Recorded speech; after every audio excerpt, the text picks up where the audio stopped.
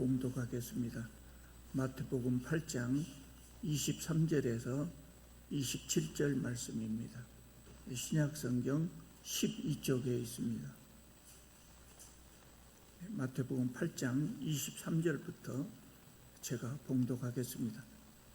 배에 오르심에 제자들이 따랐더니 바다에 큰 놀이 일어나 배가 물결에 덮이게 되었으되 예수께서는 주무시는지라.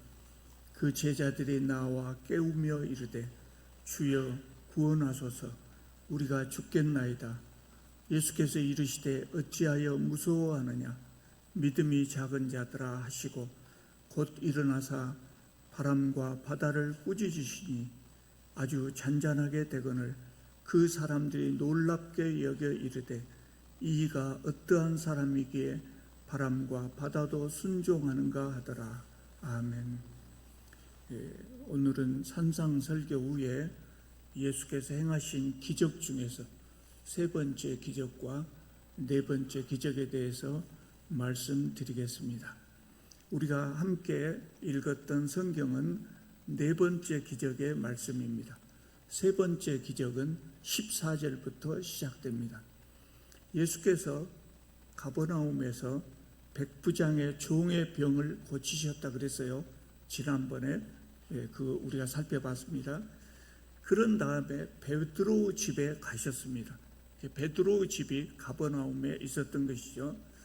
예수님은 공생의 기간 동안 가버나움을 생활 근거지로 삼으셨는데 가버나움에 예수님의 집은 없었을 것으로 보여요.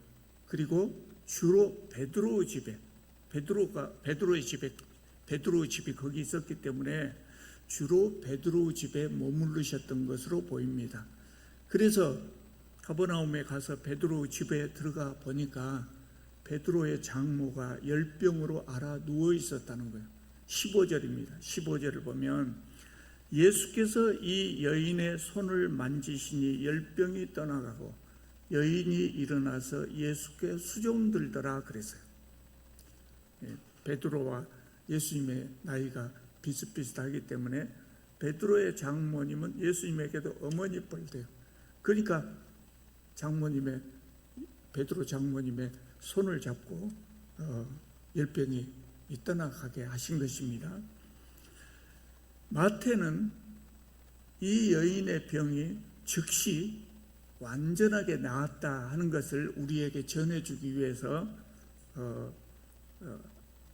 안 써도 될 말을 거기 추가해놨어요. 뭐라고 써져 있습니까? 여인이 일어나서 예수께 수종들었다. 우리가 병이 나아도 금방 건강해지진 않잖아요. 몸에 힘이 없고. 그런데 이 여인은 즉시 온몸이 회복이 된 것이죠. 그래서 예수님의 수종을 들었다 그랬어요. 변변한 약 한 번 제대로 사용하지 못하고 열병에 신음하던 이 여인이 예수님의 은혜를 입고 즉시 완전하게 나은 겁니다. 이것을 마태는 세 번째 기적으로 기록하고 있습니다. 그런데 이제 16절을 보면 저물매 사람들이 귀신 들린 자를 많이 데리고 예수께 오거늘 예수께서 말씀으로 귀신을 쫓아내시고 병든 자를 다 고치셨다. 이렇게 말씀하고 있습니다. 저문 다음에 사람들이 병자들을 데리고 왔다고요. 저문 다음에. 왜 저문 다음에 병자들을 데리고 왔을까요? 그날이 안식일이었다고 그래요. 그날이 안식일이었다고 그래요. 안식일에는 유대 율법에 의하면 병원에도 갈 수 없고 환자를 치료할 수도 없어요. 그러니까 사람들이 그것을 알고 있기 때문에 기다린 거죠. 기다렸다가 날이 저물기만을 기다렸다가 날이 저무니까 사람들이 몰려온 겁니다. 여러분, 이 시대에 사람이 병이 들었다고 하는 것은 이것은 건강의 문제에만 해당된 것이 아니에요. 이 시대에는 사람이 병이 들면 건강 문제에 그치는 것이 아니라 경제적인 문제가 돼요. 하루 벌어서 하루 먹고 산 사람들이 많았거든요. 아프면 어떻게 되겠습니까? 노동력을 잃지요. 나가서 일할 수가 없단 말이죠. 그러면 그날 품삯을 받지 못하면 그날 굶을 수밖에 없는 것이죠. 그런 상황에서 변변한 병원 하나 없고, 그런 상황에서 예수께서 병자들을 무료로, 그것도 완벽하게 치료해 주신다고 하는 그 소문이 퍼졌을 때 어떤 일이 벌어지겠습니까? 가버나움에 사는 사람들이 이 소문을 듣고 필사적으로 계속해서 아마 몰려왔을 거예요. 그래서 18절을 보면 예수께서 무리가 자기를 애워싸는 것을 보시고 건너편으로 가기를 명하셨다 그랬어요. 환자들이 너무 많이 오니까 예수께서 이 병자들을 피하시기 위해서 갈릴리 호수 건너편으로 배를 타고 가자, 이렇게 말씀하신 거예요. 좀 고쳐주시면 안 될까요? 우리 생각할 때 좀 고쳐주시면 좋을 것 같아요. 고쳐주시면 좋을 것 같은데 그냥 예수님이 피해 가셨어요. 왜 그러셨을까요? 예수께서 이 땅에 오신 목적은 하나님 나라의 복음을 전하러 오셨단 말이에요. 세상을 하나님 나라로 바꿔가지고 환자만 치료받는 것이 아니라 모든 사람들이 행복하게 잘 사는 나라를 꿈꾸셨어요. 근데 환자들이 이렇게 몰려와서 환자들 치료하고 있으면 언제 치료 다 하겠습니까? 거기 몰려온 사람들 치료하면 끝납니까? 계속해서 말이에요. 예수님 생애 3년 동안 이 소문이 퍼진 후에는 가는 곳마다 환자들이 몰려 들어왔어요. 예수님이 아무 일도 못한 거예요.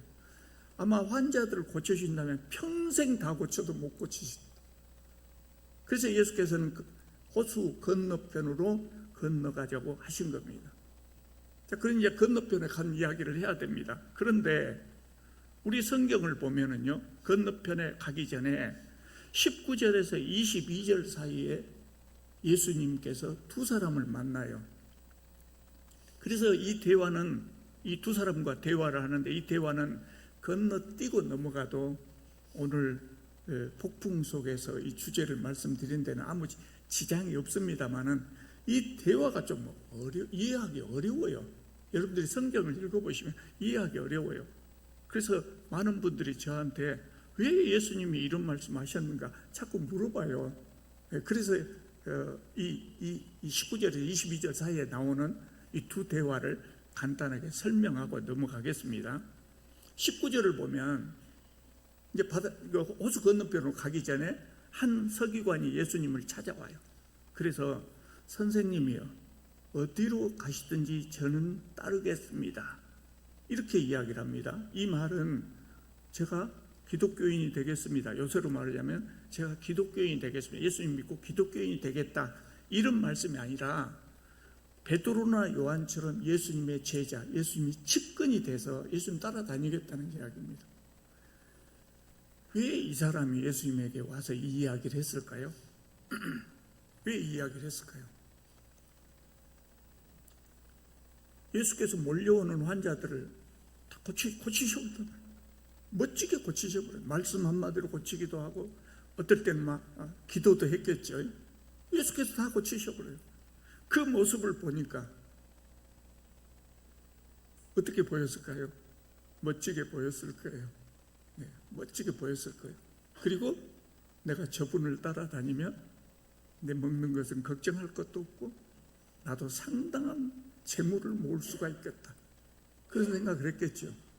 네, 공짜로, 여러분 공짜로 안 고쳐진다고 해도 아주 명의가 있다면 사람들이 막 엄청 몰려듭니다. 엄청 몰려듭니다.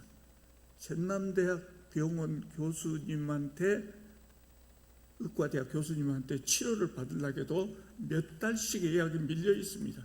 무료로 고쳐줍니다. 그때는 예약 시스템도 없습니다. 막 사람들이 몰려오지 않겠습니까? 그럴 때 예수님의 측근이라고 하면 사방돼서 부탁이 들어오겠죠. 사방돼서. 저도 전대 교수로 있었지만 의과대 교수님들 중에 아는 분들도 있어요.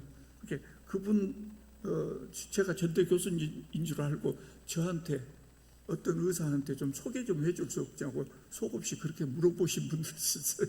왜냐하면 그분들이 너무 바빠갖고 제가 아는 사람들이도 차마 말도 못 꺼냅니다. 그런데 그럴 때 예수님 측근 있는 사람이 있다면 서로 막 줄을 대갖고라도 뭣도 좀 갖다 주면서 나 좀 순서 좀 앞당겨주라, 그럴 것 아닙니까? 예수님 따라다니면 좋은 일이 많이 생기겠지요. 그래서 이 사람이 예수님을 따라다니고자 한 겁니다.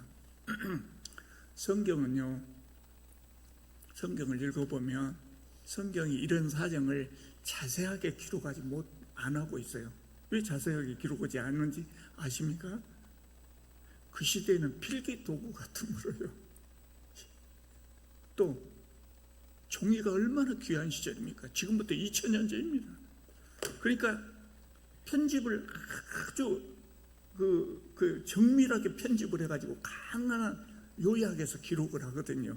그러니까 우리가 충분히 오해할 수 있죠. 이 서기관은 그런 이유 때문에 예수님을 따라다니려고 했던 겁니다. 여러분, 서기관은 당시의 종교 지도자들이지 않습니까? 그리고 서기관들은 일반적으로 예수님에게 적대적이었어요. 그런데 이 서기관이 예수님을 따라다닌다고 한다면 예수님이 힘을 얻을 수도 있잖아요. 그런데 예수님이 뭐라고 말씀하시냐면 19절을 보면 예수께서 이르시되 여우도 굴이 있고 공중에 새도 거처가 있을 때 나는 머리 둘 곳이 없다, 그렇게 말씀하셔요. 그 무슨 말씀이에요? 따라오지 말라 이거예요. 너 나 따라와도 별 볼 일 없다. 예수님이 그 서기관의 마음을 읽은 거예요. 너 어떻게 나 따라오면 좋은 일이 있을 것으로 생각하고 오는 것 같은데 나 따라와도 별 볼 일 없다, 따라오지 마라, 이렇게 말씀하신 거예요. 예수님은 이 사람 마음을 읽은 거예요. 예수님을 따르려면은요, 예수께서 제자들에게 자주 그런 말씀하시거든요. 최소한 뭘 각오해야 되냐면 자기 십자가를 지고 따라가야 된다. 각오해야 돼요. 자기 십자가를 지고 예수님을 따라가야 된다. 영광만 있는 것이 아니다. 고난도 있다는 거예요.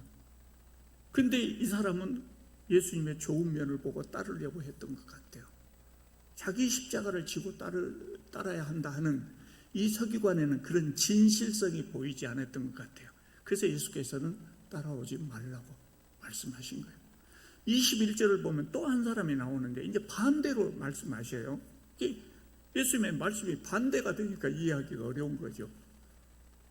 또 한 사람이 뭐라고 이야기하냐면 주여 내가 먼저 가서 내 아버지를 장사하게 허락하옵소서, 이렇게 말을 합니다. 이 사람은 예수님의 제자 중에 한 사람이었다고 그래요. 그러니까 12제자 중에 한 사람 아니었어요. 12제자 중에 한 사람 아니에요. 왜냐하면 예수께서 12제자를 선택하시는 것은 10장에 가면 나와요. 그러니까 아직 12제자를 선택 안 했어요. 이 사람은 12제자는 아직 아니지만 그래도 꽤 가까운 제자였던 것 같아요.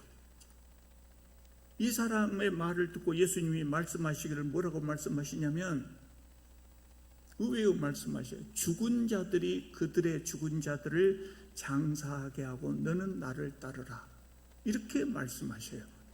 그러니까 우리는 이 내용을 읽을 때 주여 내가 먼저 가서 아버지를 장사하게 허락하옵소서, 이 말을 어떻게 들리냐, 이 말이 어떻게 들리냐면 지금 아버지가 돌아가셨어요. 그러니까 장례 치르고 제가 예수님 따라 다니겠습니다, 이렇게 말을 한 것 같은데 예수님이 허락을 안 하신다고요. 그러니까 이상하게 들리는 거예요. 너무 야박하게 들리는 거예요. 그런데 이 예수님의 이 말씀은 이 제자에게 장례를 치르지 말고 나를 따라오라, 그런 말씀이 아니에요. 이 제자가 한 말씀, 예수님께 드린 말씀은 아버지 장례나 치르고 예수님 따라 다니겠습니다, 이 말씀은 지금 자기 아버지가 돌아가셔서 장례 치르고 오겠다는 말씀이 아니에요. 그 말의 의미는 뭐냐면 아버지가 살아계신 동안에는 부양하고 아버지 돌아가시면 예수님 따라가겠습니다, 그 말이에요. 근데 이걸 조금 더 나쁜 의미로 해석하면 뭐가 되냐면 아버지 돌아가시고 남길 유산이 있잖아요. 나 그거 챙긴 다음에 예수님 따르겠습니다. 그렇게도 해석할 수 있어요. 이 해석은 저의 해석이 아니에요. 성경학자들이 그 시대의 말을 많이 이렇게 연구해 본 결과로 내가 살아있는 동안은 아버지를 부양하고 아버지 돌아가신 다음에 예수님을 따라다니겠습니다. 이 말을 아버지 장례나 치른 다음에 따라가겠습니다. 요런 말로 관용적으로 사용했다고 그래요. 관용적으로 사용했다고 그래요. 관용적인 표현이었던 거예요. 우리는 그 관용적인 표현을 모르기 때문에 오해를 할 수가 있단 말이죠. 그래서 예수께서 대답하시기를 허락하지 않으시고 대답하시기를 죽은 자들이 그들의 죽은 자들을 장사하게 하고 너는 나를 따르라 이렇게 말씀하셨어요. 죽은 자들을 장사하게 하고, 이것도 어려운 말이잖아요. 근데 앞에서 죽은 자들은 영적으로 죽은 자들이에요. 영적으로 죽은 자. 나의 부름에 응답하지 않고 나의 제자가 될 생각이 없는 사람들, 그 사람들로 장례를 치르게 하라. 그 말은 너 말고도 네 가족들이 있지 않냐, 그 사람들에게 너의 아버지를 부양하게 해라. 그리고 너는 나를 따르라. 그러니까 이 말씀의 요지는 그거예요. 예수께서 이 제자에게 삶의 우선순위가 어디에 있는가를 지금 말씀해 주신 거예요. 너는 나를 따라라. 아버지 부양은 다른 사람에게 맡기고 너는 나를 따르라. 그 일반적으로 그 시대에요, 부양할 사람이 또는 장사 지낼 사람이 있다고 하면 율법을 배우는 학생들은 장례를 치르기 위해서 학업을 중단해서는 안 된다. 그런 법이 있었어요. 아마 이 제자가 그때 예수님 말씀을 듣고 예수님을 따랐다면 12제자 중에 한 사람, 베드로와 요한 같은 제자가 되었을지도 모르죠. 좀 이해가 되실 겁니다. 자, 그러면 이제 호수 건너편으로 예수께서 가신 이야기, 네 번째 기적에 대해서 살펴보겠습니다. 예수께서 제자들과 함께 호수 건너편으로 가고 계셨습니다. 배를 타고 가고 계셨죠. 이 배는 예수님의 제자 중에 한 사람의 배였을 가능성이 높겠죠. 왜냐하면 예수님의 제자들 중에도 베드로나 요한같이 있던 이 갈릴리 호수에서 고기를 잡는 어부들이 있었기 때문이죠. 그런데 24절을 보면 바다에 큰 놀이 일어나 배가 물결에 덮이게 되었다, 이렇게 말하고 있어요. 여기서 바다는 갈릴리 호수를 이야기하는 겁니다. 그래서 사람들이 이 말씀을 읽고 과장이 너무 심하다 이렇게 생각할 수도 있어요. 갈릴리 호수는 꽤 큰 호수예요. 이렇게 고구마 모양처럼 생겼어요.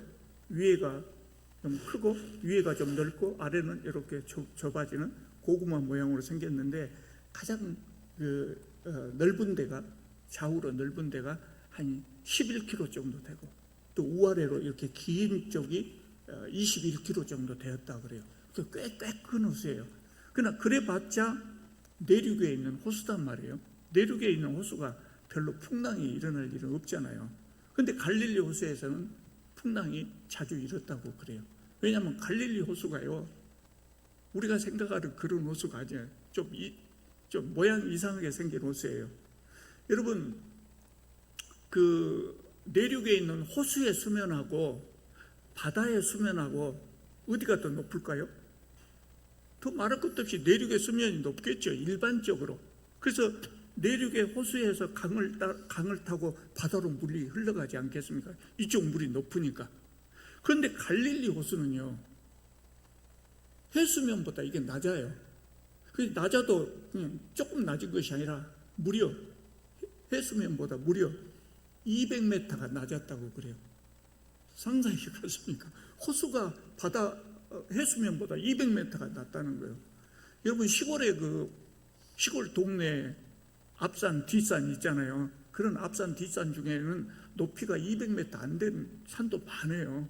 그것도 꽤 높게 보이죠. 그러니까 200m나 해수면보다 200m나 깊었다면 저 아래.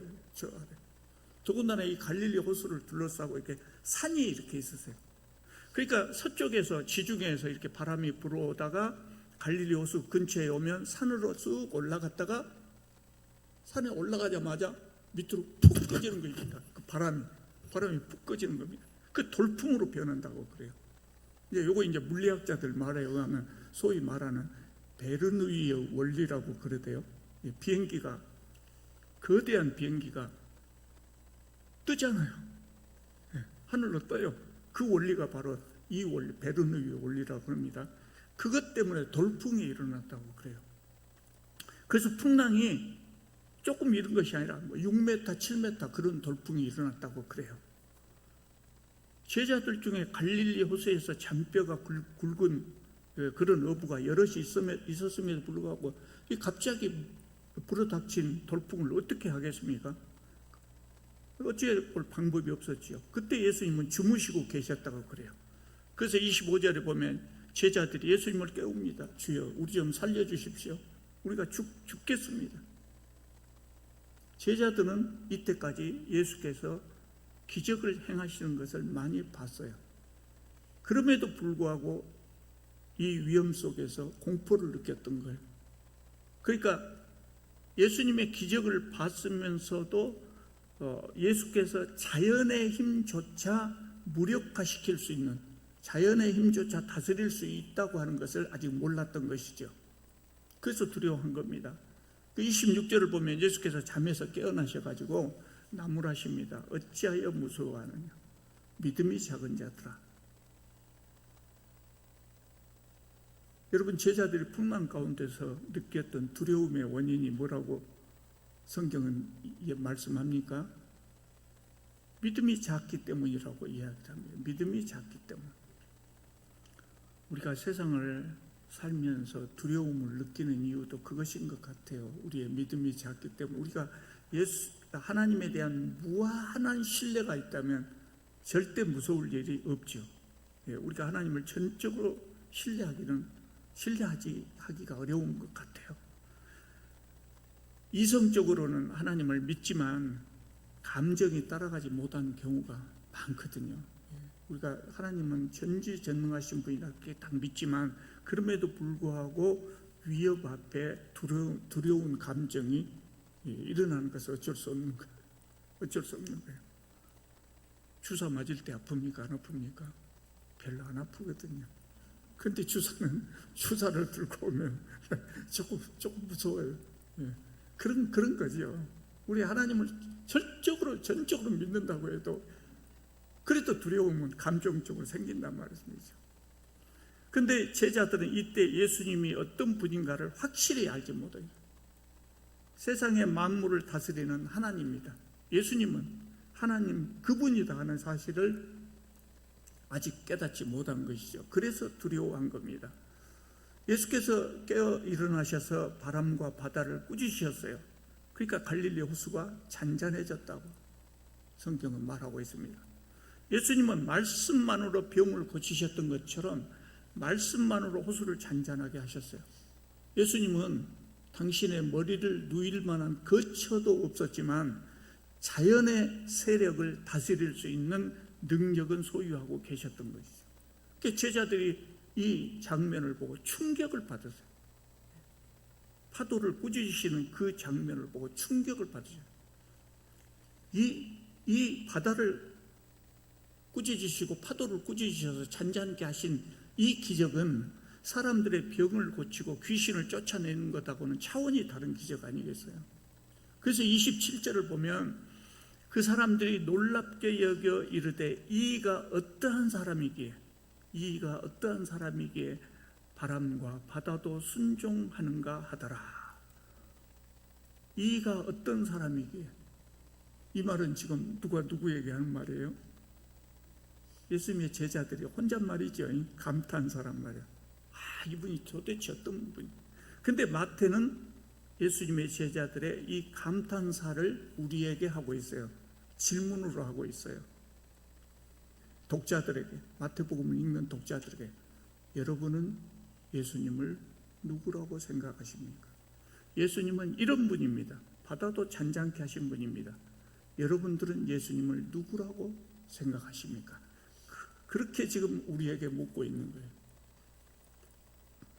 마태가 이 사건을 기록한 때는 이 사건이 있었던 때로부터 훨씬 후였어요. 예수께서 승천하신 다음에 훨씬 후에 이 사건을 기록했는데, 이 사건을 기록했을 때는 이미 기독교인에 대한 박해가 진행되고 있었을 때예요. 그래서 마태는 이 사건을 기록해서 사람들에게 읽게 함으로 박해를 당하고 있는 그 초대교회 성도들을 격려하고 싶었을 거예요. 그래서 초대교회 성도들도 그런 어려운 박해 속에서 바람과 바다를 잠잠케 하신 예수님의 기적을 생각하면서 마음의 평안을 얻었을 것입니다. 여러분, 인생 살아오면서 이렇게 심한 풍랑을 만나보신 적 있으십니까? 아마 나이 드신 분들은 되게 크고 작은 풍랑을 만나신 적이 있을 겁니다.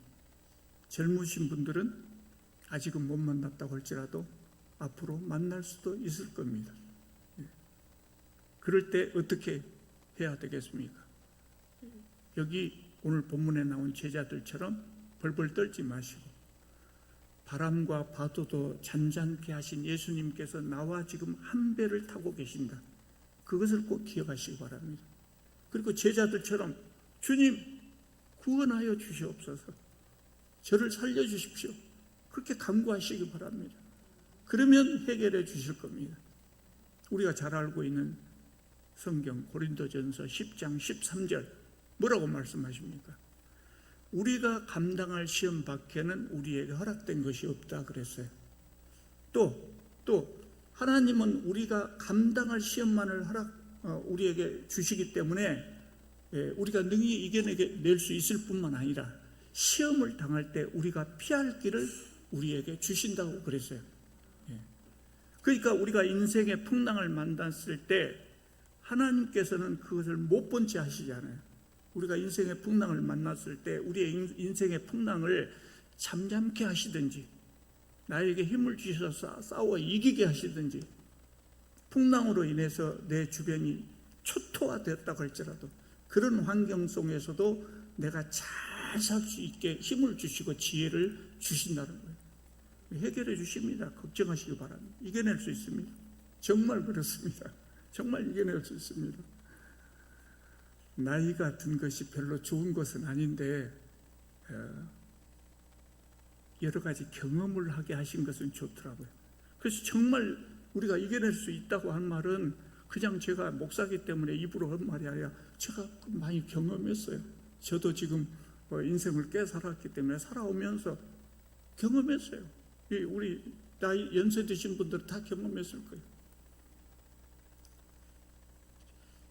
어떤 분들이 제 얼굴을 보고 부모 잘 만나서 순탄한 삶을 산 것 같다고, 인생의 풍랑은 경험한 것 같지 않다고 그렇게 말씀하신 분들이 있었어요. 지금까지 만난 분 중에.